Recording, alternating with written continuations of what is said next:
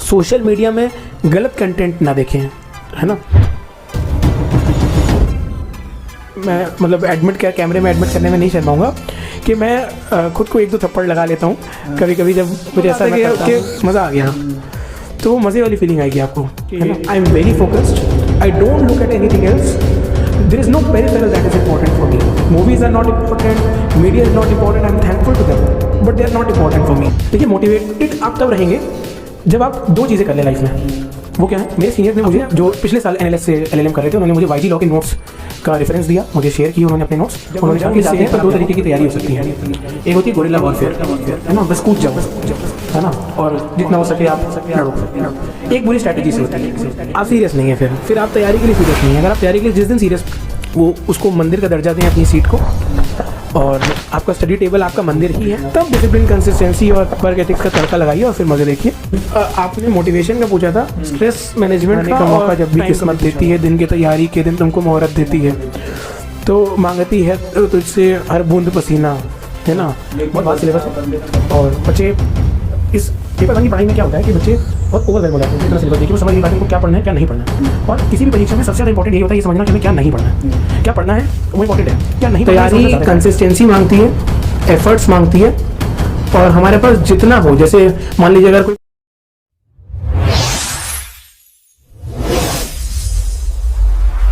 नमस्कार देवी और सज्जनों, स्वागत है आपका अपने इस YouTube चैनल ज्यूरिस एटलस में। एक बार फिर से हमारे साथ गौरव चावला भैया हैं, जिन्होंने फिर एक बार धमाकेदार प्रदर्शन किया UGC नेट लॉ में, और इनका जो परसेंटाइल था 99.93 आया था, जिसको अगर हम लोग रैंकिंग बेसिस पे अगर कन्वर्ट करते हैं तो कहीं ना कहीं वो AIR 15 के अप्रोक्स आता है।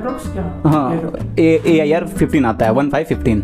और जब बात करते हैं भैया को जो क्लैट PG में जो रैंक आया था, आई थिंक 82 था स्टार्टिंग में, इसमें कुछ क्वेश्चंस में इश्यूज हुए थे, फिर बाद में उसको रेक्टिफाई करने के बाद भैया का रैंक 76 हो गया था, तो 82 से 76 हो गया था। और भैया इसमें फ़िलहाल NLSIU बेंगलोर में है।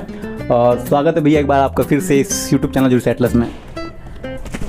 थैंक यू विपिन, बहुत अच्छा लग रहा है फिर से इस चैनल पे आके सबसे बात करके, और बहुत खुशी हुई, और thank you so much for inviting me. जैसा कि आप लोग देख सकते हैं कि भैया काफ़ी माइलस्टोन्स क्रिएट करते जा रहे हैं, और काफ़ी अच्छा लगता है जब सीनियर्स को जब ऐसे माइलस्टोन क्रिएट करते हुए देखते हैं। तो ऑब्वियसली हम लोग जो जूनियर्स हैं, जो भी अपने व्यूवर्स हैं, वो एक इंस्पायर होते हैं अपने सीनियर से कि भाई कैसे हम लोग भी उसी तरीके से आगे बढ़ें और अपने जीवन में जो भी लक्ष्य हैं उसको प्राप्ति करें। तो भैया एक बार आपको बहुत बहुत शुभकामनाएँ, और हमारे जो भी व्यूवर्स हैं उनका मार्गदर्शन करें कि कैसे UGC नेट है क्या, UGC नेट लॉ क्या होता है, उसमें कैसे क्वेश्चंस आते हैं, पेपर पैटर्न क्या होते हैं, तो उसके बारे में थोड़ा कुछ बताइए भैया UGC नेट के बारे में। देखिए, UGC नेट की जो परीक्षा है वो यूनिवर्सिटी ग्रांट्स कमीशन कराती है, UGC कराती है साल में 2 बार, जून में और दिसंबर में। ये जो परीक्षा है ये कई सब्जेक्ट्स में, 83 सब्जेक्ट्स में होती है। जो लॉ का सब्जेक्ट है इसमें भी ये परीक्षा होती है। ये परीक्षा जो हम देते हैं तो इसमें 2 पेपर्स होते हैं, पेपर 1 और पेपर 2, जो एक ही दिन पे एक ही साथ होते हैं। तो हमें कुल मिला के जो है 150 क्वेश्चंस आते हैं, जिसमें पेपर 1 में 50 क्वेश्चंस होते हैं और पेपर 2 में 100 क्वेश्चंस होते हैं। जो पेपर 1 होता है वो जनरल सब्जेक्ट होता है, वो हर जो भी किसी भी सब्जेक्ट में जो बैठेगा वो देगा। जो 83 सब्जेक्ट्स मैंने बताया वो हर सब्जेक्ट में जो स्टूडेंट्स बैठेंगे वो पेपर 1 देंगे, जो कि 50 क्वेश्चंस रखता है और 100 मार्क्स का होता है। और वहीं पे जो पेपर 2 है वो 100 क्वेश्चंस रखता है और 200 मार्क्स का होता है, पर क्वेश्चन 2 मार्क्स, और ये आपका सब्जेक्ट स्पेसिफिक होता है। तो हमारा जो था वो लॉ में था, तो ये कुल मिला के जो परीक्षा बन जाती है ये 300 मार्क्स की परीक्षा बन जाती है, जिसे हमें 3 घंटे में करना होता है। कुल मिला के 150 क्वेश्चन आते हैं। और हाँ, तो इस परीक्षा में कोई भी नेगेटिव मार्किंग नहीं होती है, तो आप रिस्क भी ले सकते हैं। और ये परीक्षा हम क्यों देते हैं, ये परीक्षा हम इसलिए देते हैं जब हमें नेट क्वालिफाई करना क्या होता है। नेट क्वालिफाई करने से आप असिस्टेंट प्रोफेसर के लिए एलिजिबल हो जाते हैं, यानी कि अगर आपको किसी भी प्राइवेट इंस्टीट्यूशन या गवर्नमेंट इंस्टीट्यूशन में as an assistant professor join करना है तो नेट क्वालिफाई करने की रिक्वायरमेंट जो होती है वो होती है। तो आपको क्वालिफाई करने के बाद आप एलिजिबल हो जाते हैं अप्लाई करने के लिए।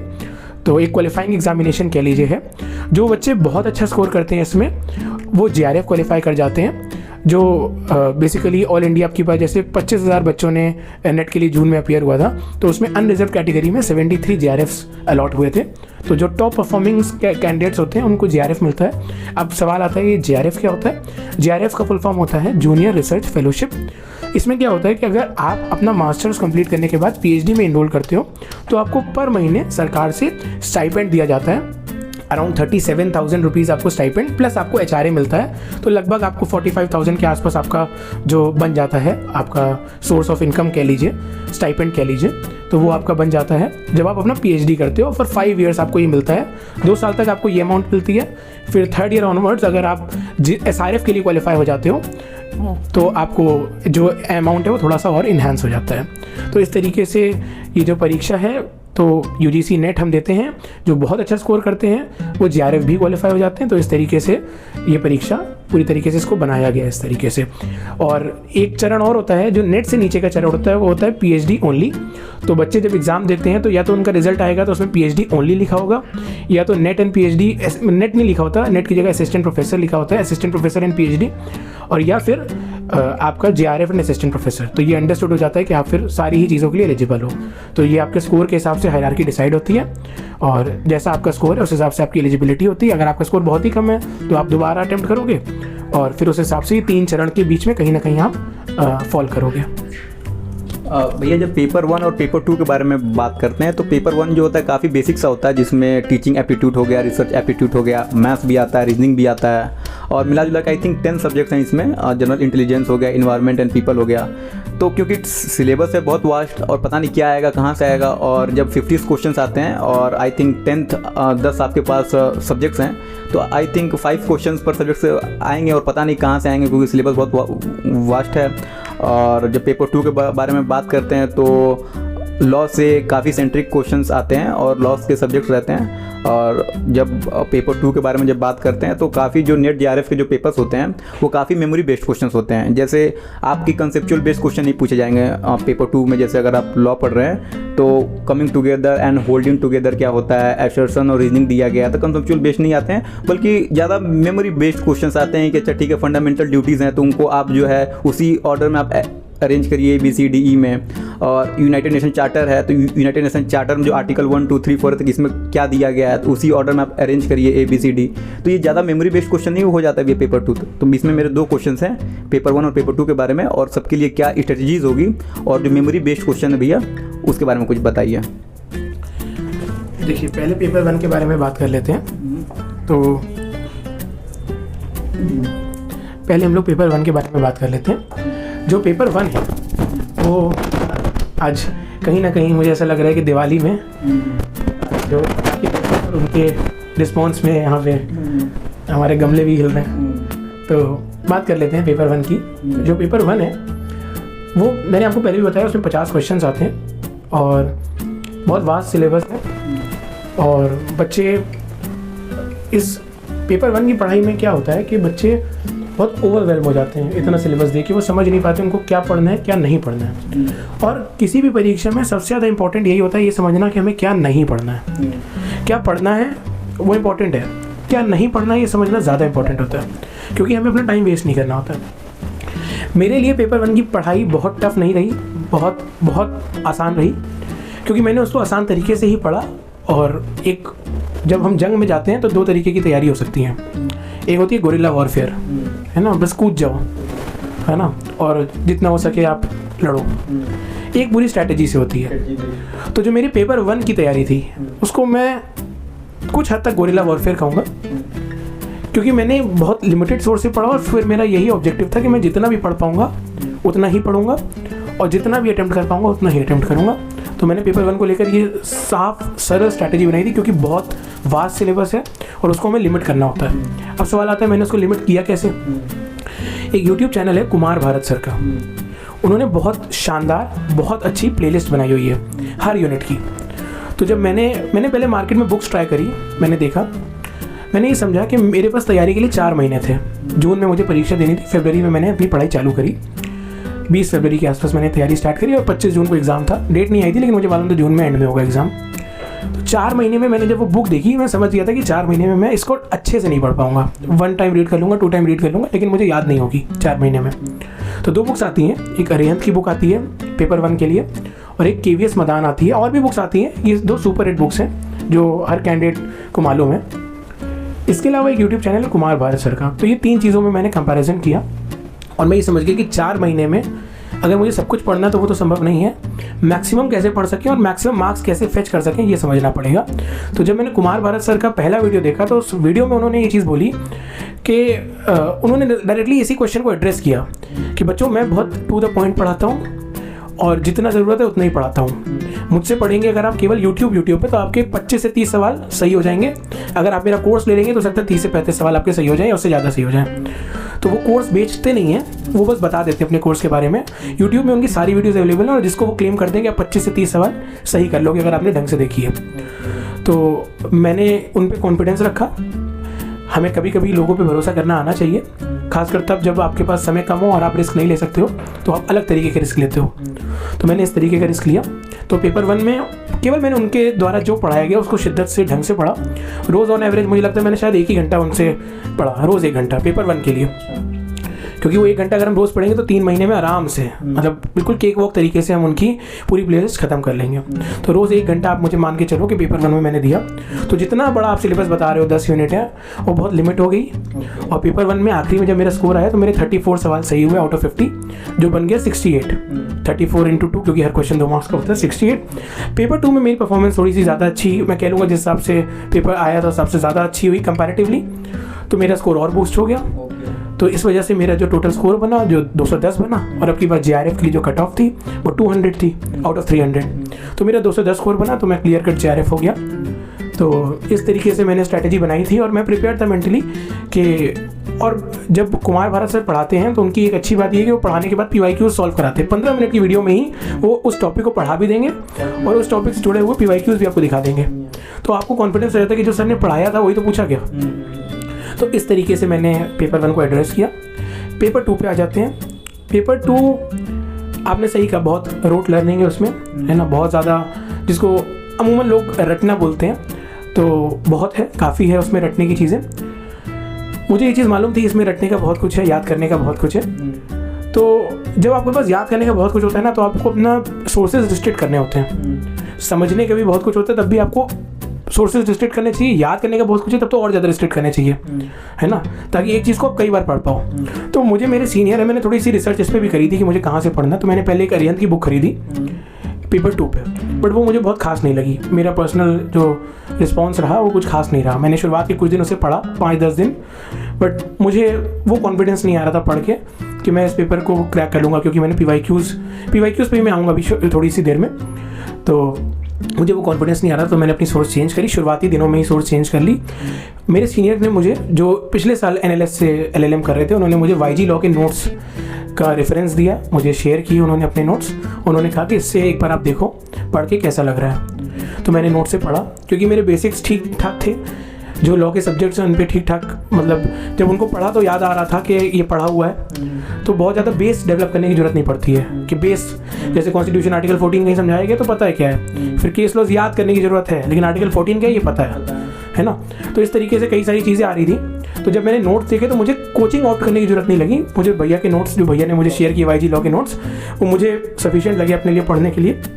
तो मैंने फिर तैयारी YG लॉ के नोट्स और कुमार भारत सर के साथ स्टार्ट करी।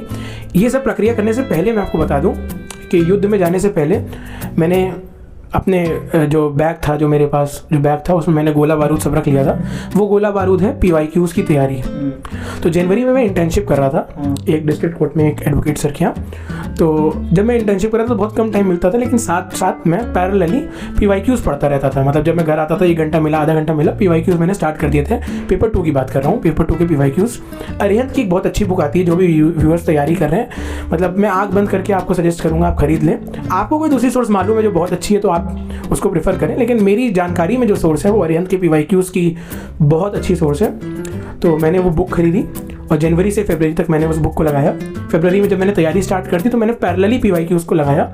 और इनफैक्ट मैं PYQs पे कमांड डेवलप करते करते जून तक मैंने PYQs पढ़े, यानी कि मैंने हर PYQ 2024 से लेकर 2019 तक का 3 से 4 बार लगाया था और इन 4 महीनों में, और साथ साथ मैं YG लॉ के नोट्स पढ़ ही रहा था, तो मुझे पता लग रहा था कि कैसे पढ़ना है। अपार्ट फ्रॉम दिस कुछ चीज़ें ऐसी थी जहाँ पे मुझे लगता था कि नोट्स स्ट्रॉन्ग नहीं है, तो मैं मेन सोर्सेज प्रेफर करता था उन टॉपिक्स के लिए, और उन टॉपिक्स को मेन सोर्सेज से पढ़ लेता था, बुक से, टेक्स्ट बुक से, या फिर कोई समर्थ अग्रवाल सर की बुक आती है जो गाइड तो प्रिलिमिनरी एग्जामिनेशंस की आती है जुडिशरी के लिए, उससे पढ़ लेता था। तो टॉपिक कवर हो जाने चाहिए। और मैंने जो एग्जामिनेशन का सिलेबस है वो भी फरवरी में डाउनलोड करके अपने जो स्टडी टेबल थी उसके आगे चिपका लिया था, तो जब भी कोई टॉपिक पढ़ लेता था उस पर टिक लगा लेता था। तो जब उसको रिवाइज कर लेता था 2 बार टिक लगा देता था, तीसरी बार रिवाइज कर लेता था तो 3 बार टिक लगा देता था, तो मुझे पता रहता था कि मैं कितनी बार रिवाइज कर चुका हूँ इस टॉपिक को। तो इस तरीके से मैंने पेपर 1 का मैंने आपको बता दिया कि मैं किस स्ट्रैटेजी से मैंने कुमार भारत सर पे भरोसा किया और मेरे लिए सही साबित हुआ। व्यूअर्स डिस्क्रिप्शन एडवाइज्ड, मेरे लिए सही साबित हुआ। पेपर 2 में मैंने PYQs लगाए, YG लॉ के नोट्स लगाए और 3-3, 4-4 बार लगाए। और PYQs लगाने से आपको पता चल जाता है क्वेश्चंस कैसे आने हैं। तो जब आप नोट्स भी पढ़ते हो तो आप उसी तरीके से पढ़ते हो जिस तरीके से क्वेश्चंस आते हैं, क्योंकि यहाँ लर्निंग बहुत ज़्यादा होती है। तो नोट्स भी उन्होंने बहुत अच्छे इन डेप्थ बनाए हुए हैं, तो मुझे काफ़ी अच्छे लगे। तो उस तरीके से वो हुआ। फिर जहाँ पे बेयर आर्ट्स रेफर करनी थी वहाँ बेयर आर्ट्स रेफर करिए, आपको समझ आ जाता है PYQs लगाने के बाद कि यहाँ पे नोट्स में ये चीज़ और होनी चाहिए थी, तो वहाँ बेयर आर्ट भी रेफर कर लेते हो, है ना। और जहाँ पे लगता है कि यहाँ कोर्स बुक से कुछ पढ़ना है वहाँ आप कोर्स बुक भी पढ़ लेते हो। तो इन केस आपको अपने टॉपिक्स पे कॉन्फिडेंस आ जाना चाहिए कि आपको अपने टॉपिक्स कवर हो गए हैं। तो बस इस तरीके से मेरा पेपर 1 भी तैयार हो गया, पेपर 2 भी तैयार हो गया, और तैयार होते होते एक समय आ जाता है जब आप कॉन्फिडेंट हो जाते हो अपनी परीक्षा के लिए। जून के समय मैं नेट को लेकर कॉन्फिडेंट हो गया था कि नेट क्वालिफाई हो जाएगा। JRF को लेकर कह पाना बड़ा मुश्किल होता है, क्योंकि यू नेवर नो कि कितनी कट ऑफ जाएगी, है ना। तो नेट को, JRF का मुझे श्योर नहीं था, बट नेट को लेकर मैं कॉन्फिडेंट था कि मेरा हो जाएगा नेट। एंड जब रिजल्ट आए तो JRF भी हो गया था। तो ये चीज़ थी। भैया ये पूछना था कि आपने एक बहुत शानदार मास्टर स्ट्रोक लगाया था, क्योंकि बेसिकली जब आप क्लैट PG की जब आप प्रिपरेशन करते हैं तो आप जब NLU जैसे इंस्टीट्यूट में जाते हैं तो वहाँ पे काफ़ी हेक्टिक एकेडमिक्स हो जाती है। यहाँ पे आपको 6 घंटे 7 घंटे डेली क्लास करना होता है, फिर उसी चीज़ को आके आपको घर पे भी पढ़ना रहता है। फिर उसके साथ साथ प्रॉब्लम ये होती है कि डिजर्टेशन भी 6 महीने सालों पहले दे दिया जाता है, और आपको टॉपिक चूज़ करना रहता है, वो आप चूज़ कर लेते हो। और फिर उसमें रहता है कि आप LLM तो कर लेते हो, फिर आपके पास प्रॉब्लम ये रहता है कि आगे क्या, आपको जुडिशरी में जाना है, लिटिगेशन में जाना है, कॉम्पिटिशन में के लिए प्रिपरेशन करना है। तो आपके लिए सेल्फ स्टडीज़ के लिए आपको 2 घंटे 4 घंटे इन द फ्यूचर गोल्स के लिए कैसे प्रिपरेशन करें उस चीज़ के बारे में बताइए। क्योंकि आपने जो है तुरंत आपने क्लैट PG दिया, उसी के 2-4 महीने के अंतराल में आपने जो है UGC नेट के लिए भी आपने अपीयर हो गया। तो ये आपने, क्योंकि लोग सोचते हैं कि अच्छा ठीक है मैं LLM में जाऊँगा, 1 साल 2 साल के टेन्योर में प्रिपरेशन करूँगा, उसी टेन्योर में मैं UGC नेट दूंगा। लेकिन जब आप इसने हैक्टिक एकेडमिक शेड्यूल्स में जाते हैं और फिर उसके बाद आप सोचते हैं कि नहीं मैं UGC नेट दूंगा, तो वो भैया बहुत प्रॉब्लम हो जाता है, और कई बच्चे इसीलिए ड्रॉप कर जाते हैं, या NLUs में होने के बाद भी वो वहाँ जो है एडमिशन नहीं लेते हैं। बेसिकली वो सोचते हैं कि चलो ठीक है कोई स्टेट यूनिवर्सिटीज़ में एडमिशन ले लेते हैं या प्राइवेट कॉलेज में एडमिशन ले लेते हैं, ताकि मेरे को सेल्फ स्टडी करने का 8 घंटा 10 घंटा प्रिपरेशन के लिए, चाहे कॉम्पिटिशन एग्जाम के लिए मेरे को सफिशिएंट टाइम मिले। तो उस चीज़ को आपने कैसे मैनेज किया? देखिए, आपने सही सवाल उठाया कि वहाँ जाके टाइम नहीं मिलता है। तो वहाँ पे देखिए बहुत अगर आप टॉप इंस्टीट्यूट्स में जाते हैं तो बहुत रिगरस शेड्यूल होता है, और उनका मानना ये है कि उनके आप कोर्स में आप अगर आपने एडमिशन लिया है तो आप उन्हीं का काम करें, है ना। आप इन्वॉल्व रहें, आपको इंगेज रखते हैं, वो आपको खाली टाइम बहुत ज़्यादा नहीं मिलता, अपने पर्सनल कामों के लिए मिल जाए वही काफ़ी होता है। तो मुझे ये बात मेरे सीनियर ने पहले ही बता दी थी, जो पिछले साल NLS से LLM कर रहे थे, उन्होंने मुझे बता दिया था कि यहाँ पे आके टाइम नहीं मिलेगा। तो तुम अगर यहाँ पे आके सोच रहे हो कि तुम्हें पढ़ने का टाइम मिलेगा पर्सनल, तो शायद 1-2 घंटे मिल जाए, वो भी शायद, लेकिन ढंग से तुम्हें टाइम नहीं मिलेगा। तो उन्होंने मुझे कहा कि तुम the best time to prepare is while you are doing your undergrad. जब आपको पता चल गया आप कहाँ जा रहे हो, किस कॉलेज में जा रहे हो, तो आप अपनी पढ़ाई कर लो। फर्स्ट अटेम्प्ट में हो जाता है तो बहुत अच्छा, वरना अगले अटेम्प्ट के लिए आप मतलब अच्छे से प्रिपेयर रहोगे ऑलरेडी। तो वहाँ पे अगर कम टाइम मिलेगा तो केवल रिवीजन करके भी आप निकाल लोगे। तो उन्होंने मुझे ये एडवाइस दी थी, and I am very thankful for him, और थैंकफुल टू हिम। उनका नाम भी मैं लेना चाहूँगा वीडियो में, वेद भैया।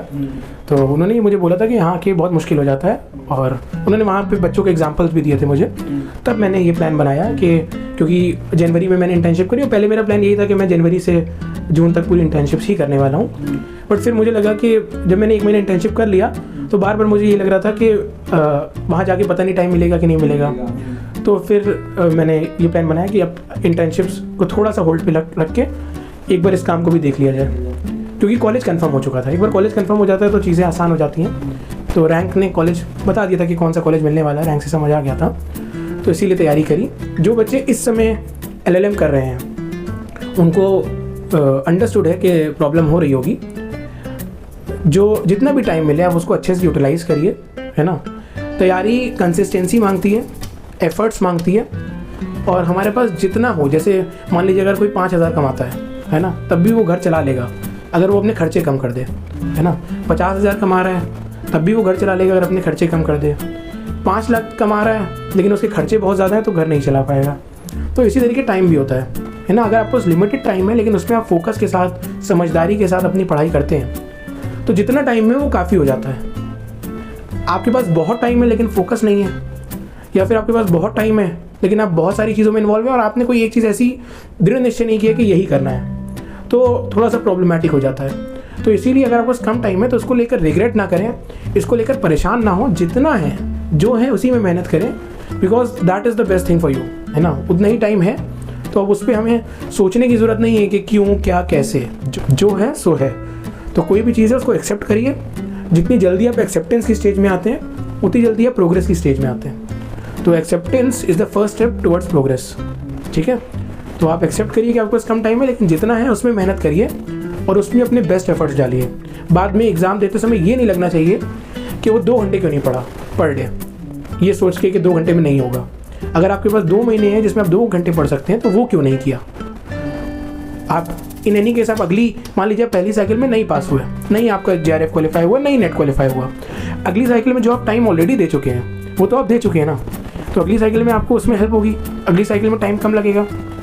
तो इस तरीके से सोचें। और जो दूसरे सब्जेक्ट्स की भी दूसरी चीज़ों की भी तैयारी कर रहे हैं वो भी कंप्लेन मत करें इस चीज़ को लेकर, और जितना काम है उसको करें, थोड़ा सा टाइम निकालें, थोड़ा सा प्रैक्टिकल रहें चीज़ों को लेकर। जो आपके काम वहाँ पे भी दिए जा रहे हैं उसमें भी बहुत आइडियलिस्टिक आप होना चाहें तो हों। सबकी अपनी अपनी प्रूडेंस है, अपने हिसाब से काम करें और अपने काम के लिए भी समय निकालें, है ना। क्वेश्चंस कर लेते हैं, ठीक है। जैसे कुछ क्वेश्चन पूछूंगा उसका आपको तुरंत इंस्टेंट आंसर देना होगा, हाँ इंस्टेंट, और जो आपके माइंड में जो पहली बार क्लिक करे, ठीक है। काफ़ी ज़्यादा मेरे को लगता है हैवी हो गया अभी तक का जो भी हम लोग ने बात किया, तो चलिए पूछते हैं, ठीक है। गली क्रिकेट या फील्ड क्रिकेट? Field cricket. टॉट लॉ या international law? International law. Tea या कॉफ़ी? टी। एग्जीक्यूटिव या जुडिशरी? Executive versus legislative? मतलब एग्जीक्यूटिव या लेजिस्लेटिव में से अगर चूज करना हो तो एग्जीक्यूटिव, ओके। नाइट आउल या मॉर्निंग बर्ड? मॉर्निंग बर्ड, अच्छा। योगा या जिम? अगर क्वेश्चन योग या जिम होता, हाँ, योग, हाँ, योगा या जिम है तो जिम। ओके। माउंटेन या बीच? बीच। बीच क्यों? बीच अच्छा लगता है, पहाड़ में नहीं अच्छा लगता है। हाँ लेकिन क्यों? अच्छा लगता है। अच्छा लगता है। एक्चुअली मैं मुंबई गया था बहुत साल पहले। अच्छा। मतलब लाइफ टाइम एक्सपीरियंस है। अच्छा। तो मुझे वो याद रहता है। अच्छा, गोवा नहीं गए अभी तक चले गए। अच्छा अच्छा। ट्रम्प या पुतिन? कोई चूज करना ही है। हाँ करना ही है। ट्रम्प क्यों, पुतिन क्यों नहीं? रैपिड फायर है। हाँ आगे चलिए। अच्छा ठीक है। गवर्नमेंट सेक्टर या प्राइवेट सेक्टर? Government sector. अच्छा। मोदी या योगी? योगी, ओके। नॉर्थ इंडिया या साउथ इंडिया? North India. और आप बैंगलोर भी देखें, लखनऊ भी देखें, तो लखनऊ या Bangalore? Lucknow, okay. Instagram reel या यूट्यूब शॉर्ट्स? Instagram reels. चलिए, आपका अगर कोई फेवरेट आर्टिकल अगर कोई चूज करना हो तो? आर्टिकल, हाँ, कॉन्स्टिट्यूशन से आर्टिकल 21। और अगर कोई सब्जेक्ट्स को, अगर आपको लॉ के सब्जेक्ट को अगर अल्ट्रा वायर्स अगर डिक्लेयर करना हो तो कौन से सब्जेक्ट को करेंगे आप? पर्सनल लॉ को अल्ट्रा वायर्स डिक्लेयर कर दो सीधा, ओके। लास्ट मूवी कौन सी देखी थी? ज्योति रेलवे 3। सही थी? नहीं सही थी ना? पहले वाले में ज़्यादा मजा आया था, है कि नहीं? सेकंड वाले में थोड़ा कॉम्प्लिकेटेड हो गया, लेकिन पहला वाला एकदम रॉ था, मतलब सही था। थर्ड वाले में थोड़ा कोर्ट रूम कम ड्रामा लग रहा था, बाहर का वो सोसाइटल ड्रामा ज़्यादा लग रहा था, मज़ा नहीं है मेरे को भी। तो काफ़ी बढ़िया भैया, मज़ा आया है कि नहीं। भैया ये पूछ